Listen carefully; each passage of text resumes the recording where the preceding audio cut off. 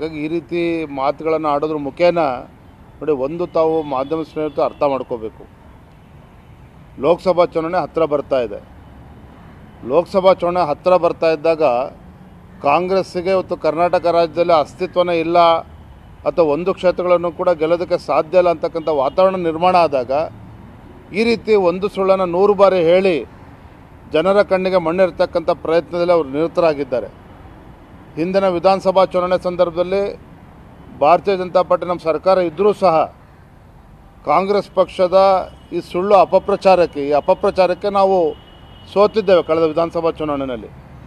ಆದರೆ ಮುಂದಿನ ಲೋಕಸಭಾ ಚುನಾವಣೆ ಆಗೋದಕ್ಕೆ ಅವಕಾಶವನ್ನು ಕೊಡೋದಿಲ್ಲ.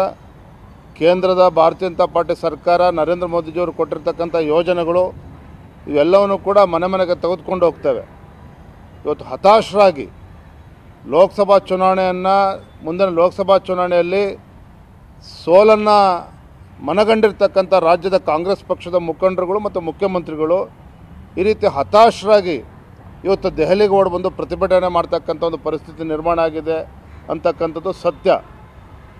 ಹಾಗಾಗಿ ಮಾನ್ಯ ಮುಖ್ಯಮಂತ್ರಿಗಳು ಇರ್ಬೋದು, ಕಾಂಗ್ರೆಸ್ ಪಕ್ಷದ ಮುಖಂಡರು ಯಾರು ಏನೇ ಹೇಳಿಕೆಯನ್ನು ಕೊಟ್ಟರೂ ಸಹ ಕೇಂದ್ರದ ಭಾರತೀಯ ಜನತಾ ಪಾರ್ಟಿ ಸರ್ಕಾರದಿಂದ ಮಾನ್ಯ ಹಣಕಾಸಿನ ಸಚಿವರಿಂದ ನಾವು ಕರ್ನಾಟಕ ರಾಜ್ಯಕ್ಕೆ ಯಾವುದೇ ರೀತಿ ಅನ್ಯಾಯ ಆಗಿಲ್ಲ.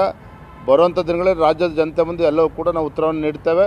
ಈಗಾಗಲೇ ಹಣಕಾಸು ಸಚಿವರು ಕೂಡ ಇದಕ್ಕೆ ಉತ್ತರವನ್ನು ನೀಡಿದ್ದಾರೆ.